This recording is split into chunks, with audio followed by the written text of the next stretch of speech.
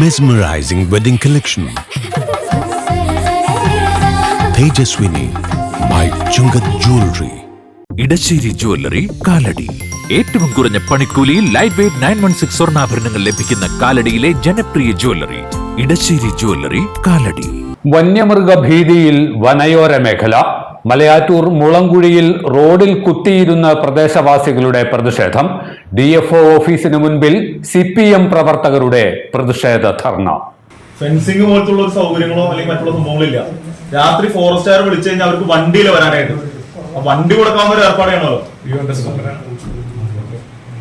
വണ്ടി കൊടുക്കാനുള്ള ഏർപ്പാട് ചെയ്യണമല്ലോ. പാണ്ഡുപാറ 70 മറ്റേ പാണ്ഡുപാറ ഒന്ന് അപകടം പറ്റിയിട്ട് 3 മാസമായല്ലോ. ഇപ്പൊ 1 മാസത്തിൽ പറ്റിയതാണല്ലോ. സ്വാഭാവികമായിട്ടും വണ്ടി ആക്സിഡന്റ് ആയിരുന്നു. ആ വണ്ടി 75,000 രൂപയാണ് എസ്റ്റിമേറ്റ് നന്നാക്കാനായിട്ട്. അതുപോലും ഒന്ന് അനുവദിക്കാനുള്ള ഒരു മര്യാദ ഒന്ന് കാണിക്കട്ടെ. ഇത്രയും പ്രശ്നങ്ങൾ അവിടെ കിടക്കുമ്പോൾ 3 സ്റ്റേഷനിൽ വണ്ടിയില്ല. നാട്ടുകാരവിടെ രാത്രി വരെ വിളിച്ചു കഴിഞ്ഞാൽ ഒരാൾ പോലും, ആ ഫോറസ്റ്റുകാർ ചിലപ്പോൾ ബൈക്കും വരുന്നുണ്ട്, പക്ഷെ ആ രീതിക്ക് ഒരു സൗകര്യമില്ല.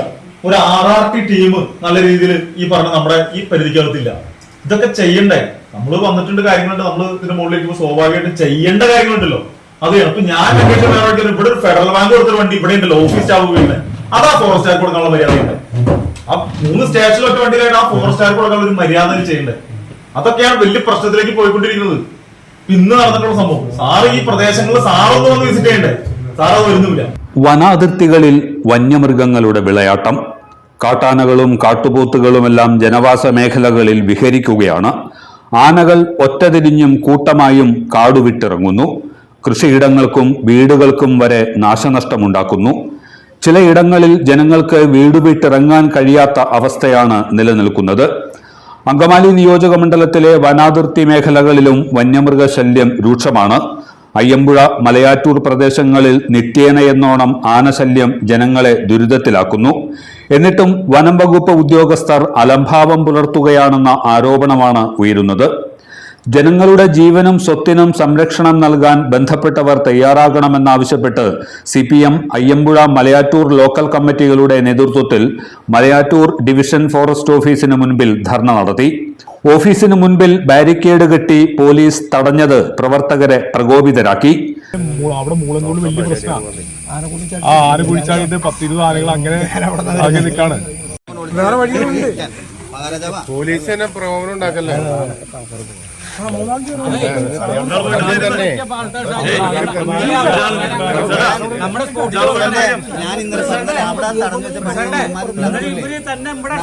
വണ്ടിക്കാശ് മുടക്കി ഇങ്ങോട്ട് വരേണ്ട കാര്യമുണ്ട്. അവരവിടെ വരില്ലേ? ഈ പറഞ്ഞ അവിടെ തടഞ്ഞു വെച്ചിട്ട് പുള്ളിനകത്ത് അനങ്ങള അതല്ലേ പറഞ്ഞേ? അവിടെ ആളുകൾ മൊത്തം അറിഞ്ഞു വെച്ചേക്കാലേ. റോഡ് ഉപയോഗിച്ച് പുള്ളിനകത്ത് അനങ്ങണ്ട അതല്ലേ പറയണേ? ഈ പുള്ളി പറയണേ നമ്മൾ പൈസ ഏത് കാര്യത്തിനും നമ്മൾ നനഞ്ഞ സ്വഭാവം കൊണ്ട് കിടക്കണം. അവിടെയൊക്കെ ഇങ്ങനെ തന്നെയാ. പഞ്ചായത്ത് മെമ്പർമാര്, സൊസൈറ്റി ബോർഡ് മെമ്പർമാര്, സൊസൈറ്റി പ്രസിഡന്റ്, പഞ്ചായത്ത് പ്രസിഡന്റ്. സാറേ, നിലവില് ഇപ്പോഴുള്ള സംഭവം അനുസരിച്ചാണ് കയറാൻ പറ്റാത്തതുകൊണ്ടാണ് ഈ വേരിക്കേഡ് ഇത് ചാടാൻ പാടില്ലേ. ഞങ്ങൾ ഇപ്പോഴും സമാധാനപരമായിട്ടാണ് നിൽക്കുന്നത്. അത് കേക്ക്, സമാധാനപരമായിട്ടാണ് ഇപ്പോഴും നിൽക്കുന്നത്. നമ്മൾ നിങ്ങളായിട്ട് പ്രകോപനം ഉണ്ടാക്കാൻ വേണ്ടി വന്നിട്ടില്ല. ഞങ്ങൾ അപ്പോഴും പറഞ്ഞു കുത്തിരിപ്പ് മാത്രം ഉദ്ദേശമുള്ള വേറെ വിഷയത്തിന് നമ്മൾ പോകുന്നില്ല. ഇപ്പൊ ഞങ്ങൾക്ക് കറക്കണമെന്നുണ്ടെങ്കിൽ 2 മതിലടി കടന്നാൽ പോരെ? നിങ്ങൾ ഇത്ര ആളുള്ളൂ, അതിൽ കൂടുതൽ ആളുകൾ നമ്മളുണ്ട്. അപ്പൊ അത് മാറ്റി ഞങ്ങൾ അവിടെ ചെന്നിരിക്കട്ടെ, അതിനുശേഷം ബാക്കിയുള്ള കാര്യങ്ങൾ ചെയ്യാന്ന്. അല്ലെങ്കിൽ പിന്നെ അയാളോട് കൂടെ വരാൻ പറ. ഞാൻ പറഞ്ഞു ഇയാള് കൂടി അയ്യുമ്പോൾ അവിടെ 10,000 ആളുകൾ കൂടി തടഞ്ഞു വെച്ചേക്കാണ്. എല്ലാവരും തടഞ്ഞു വെച്ചേക്കാണ്. അപ്പൊ ഞങ്ങൾ ഇനി മറ്റു വഴിയിൽ ഈ വഴി നിങ്ങളുടെ അവസ്ഥയിലേക്ക് മറ്റുള്ള കാര്യങ്ങൾ നമുക്ക് അറിയാണ്ടല്ലോ. അപ്പൊ നമ്മൾ പറഞ്ഞാൽ ഇപ്പോഴും സംയമനം തന്നെ നമ്മൾ പാലിക്കുന്നു. നമ്മൾ വേറെ ഒന്നിലേക്ക് പോകുന്നില്ലോ.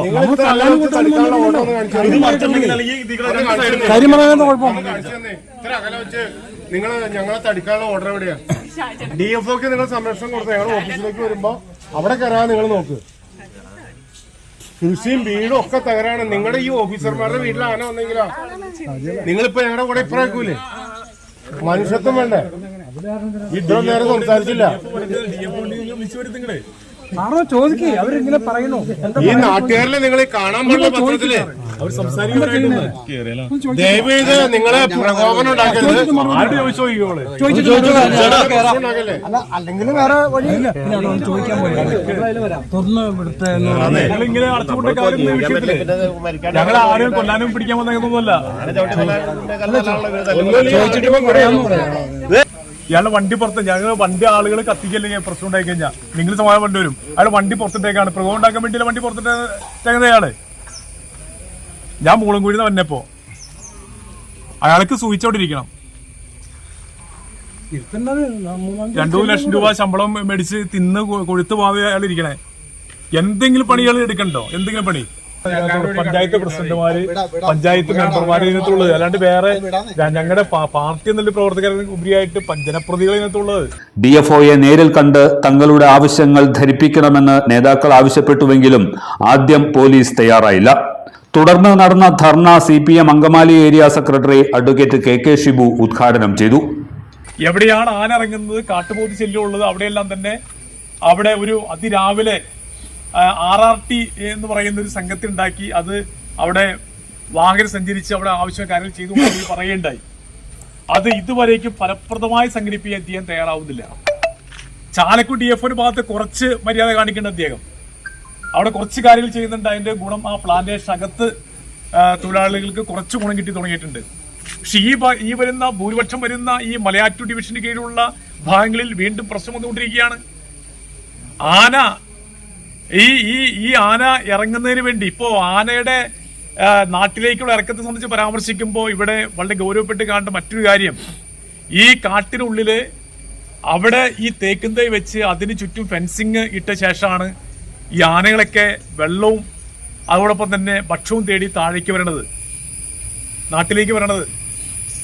തനി ക്രൂരതയാണ് ഇവർ കാണിച്ചിട്ടുള്ളത്. ഈ ഫോറസ്റ്റ് ഉദ്യോഗസ്ഥന്മാർ കാണിക്കുന്ന ക്രൂരത, അവരെ തട്ടിപ്പിന്റെ വെട്ടിപ്പിന്റെ കഥകള് നാം മനസ്സിലാക്കുമ്പോൾ ഇവർ ചെയ്തു കൂട്ടിക്കൊണ്ടിരിക്കുന്ന കാര്യങ്ങളാണ് ഈ തരത്തിൽ ഈ വിഭാഗത്തെ, ഈ പാവപ്പെട്ട ആളുകൾ ഇത്രയേറെ പ്രതിസന്ധിയിലാക്കുന്നത്. നമുക്കറിയാവുന്ന പോലെ ഏത്തവാഴ കൃഷി വെച്ചു കഴിഞ്ഞാൽ, അല്ലെങ്കിൽ മറ്റേ മരിച്ചീനി കൃഷി വെച്ചു കഴിഞ്ഞാൽ, നെൽകൃഷി വെച്ചു കഴിഞ്ഞാൽ ഇതൊന്നും തന്നെ കർഷകന് കിട്ടുന്നില്ല. അതിന്റെ ഫലങ്ങൾ കിട്ടുന്നില്ല, അതിന്റെ ഗുണം കിട്ടുന്നില്ല. കർഷകനെ ചവിട്ടി വധിക്കുകയാണ്.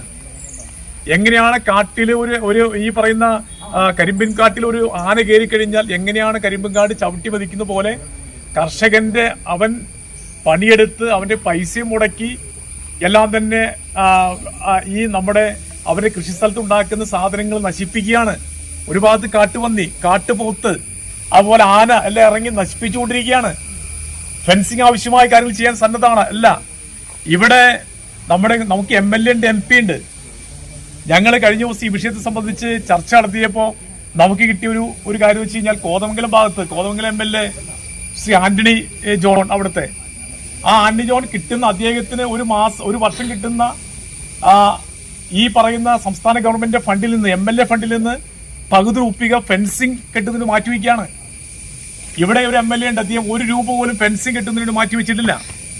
MP-ക്ക് ഒരു വർഷം 5 കോടി രൂപ കിട്ടുന്നുണ്ട്. 5 കോടി രൂപയുടെ ഒരു രൂപ പോലും ഫെൻസിങ് കെട്ടുന്നത് മാറ്റിവെച്ചിട്ടില്ല. അപ്പൊ MP MLA-യും സംസ്ഥാന സർക്കാരിനെ കുറ്റം പറഞ്ഞുകൊണ്ടുള്ള വർത്തമാനം പറയുമ്പോൾ തന്നെ തിരിച്ചു മനസ്സിലാക്കേണ്ടത് ഇവർക്ക് കിട്ടുന്ന വർഷാവർഷം കിട്ടുന്ന കോടിക്കണക്കിന് രൂപയിൽ കുറച്ചു തുക മാറ്റിവെച്ചിരുന്നെങ്കിൽ ജനവാസ മേഖലയ്ക്കകത്ത് ഇന്ന് വരുന്ന ആനകളുടെ ശല്യം മാറ്റാൻ കഴിയുമായിരുന്നു. അയ്യമ്പുഴ ഗ്രാമപഞ്ചായത്ത് പ്രസിഡന്റ് PU ജോമോൻ അധ്യക്ഷനായിരുന്നു. നേതാക്കളായ Jimon Kurian, P Ashokan, TI Sasi, KK Valsan, PC Paulose, Riji Francis, PJ Biju തുടങ്ങിയവർ നേതൃത്വം നൽകി. ധർണാ സമരത്തിനു ശേഷം പ്രവർത്തകർ ബലം പ്രയോഗിച്ച് ഓഫീസിലേക്ക് കയറുമെന്ന അവസ്ഥയുണ്ടായപ്പോൾ നേതാക്കളെ DFO അകത്തേക്ക് വിളിച്ചു. ജനങ്ങൾ നേരിടുന്ന ദുരിതങ്ങൾ നേതാക്കൾ DFOയെ ധരിപ്പിച്ചു. ടീക്ക് പ്ലാന്റ് ചെയ്യാൻ സ്ഥലത്തിന്റെ ചുറ്റും ഫെൻസിംഗ് ഇടുന്നുണ്ട്. സ്വാഭാവികമായിട്ടും ആ അകത്തുള്ള ആനകളും കാട്ടുകൂത്തിലൊക്കെ അനുഭവമായിട്ട് പുറത്തേക്ക് വരാണ്. അത് പുറത്തേക്ക് വരാണ്. നമ്മുടെ മിനിസ്റ്റർ യോഗത്തിൽ ചൂണ്ടിക്കാണിച്ചിരുന്നു, പ്രസിഡന്റ് ചൂണ്ടിക്കാണിച്ചിരുന്നു. ആ വിഷയത്തിൽ പരിഹാരം കാണുന്നില്ല. അവിടെ വെള്ളം കുടിക്കാനുള്ള പോണ്ടുകളും ഒക്കെ ഉള്ളത് അതെല്ലാം പിന്നെ അടച്ചു പൂട്ടിട്ടാണ് ഈ കാര്യം ചെയ്യുന്നത്. പിന്നെ ആന വെള്ളം കുടിക്കാൻ എന്ത് ചെയ്യും, അതിന് ഭക്ഷണം കണ്ടെത്താൻ വേണ്ടി എന്ത് ചെയ്യും, അതെല്ലാം തന്നെ ഫോറസ്റ്റ് ഡിപ്പാർട്ട്മെന്റ് ചെയ്യുന്ന ഒരു ക്രൂവൽറ്റിയാണത്. അത് ആനകളെല്ലാം നാട്ടുപുറത്തേക്ക് പോരാണ് ചെയ്യുന്നത്. അതൊരു പ്രധാനപ്പെട്ട പ്രശ്നമാണ്.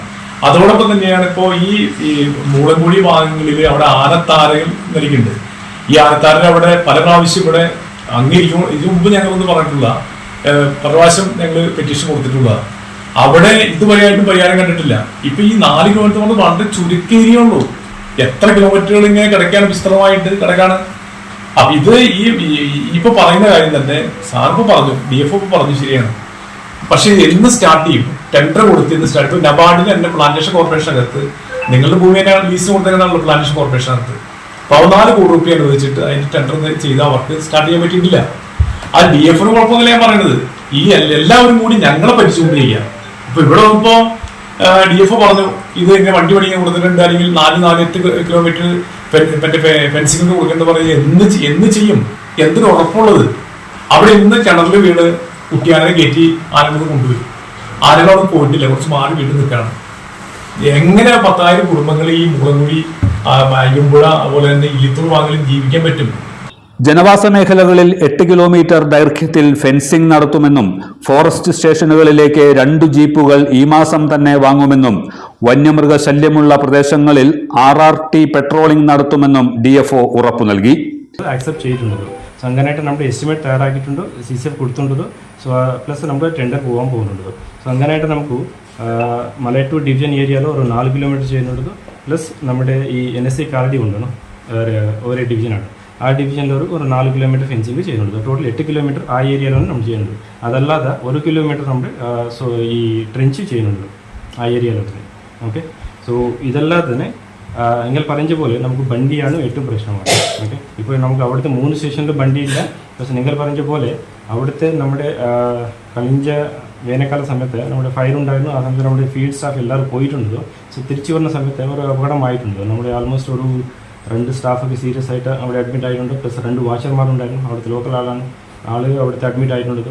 സോ നമുക്ക് പെട്ടെന്ന് നമുക്ക് നമ്മുടെ FDL ഫണ്ട് കൊടുത്തിട്ട് അവരെ എല്ലാ ചികിത്സ സഹായം ചെയ്തിട്ടുണ്ട്. നമ്മുടെ സ്റ്റാഫൊക്കെ മെഡിസിൻ ഉണ്ടെങ്കിലും അത് പോരാണ്, അതിനുവേണ്ടി കൊടുത്തിട്ടുണ്ട്. പ്ലസ് നമ്മുടെ 2 വാച്ചർമാരുണ്ടായിരുന്നു ലോക്കൽ ആൾക്ക് മെഡിക്കൽ ട്രീറ്റ്മെൻറ്റ് വേണ്ടി നമ്മുടെ ഫണ്ട് സപ്പോർട്ട് ചെയ്തിട്ടുണ്ട്.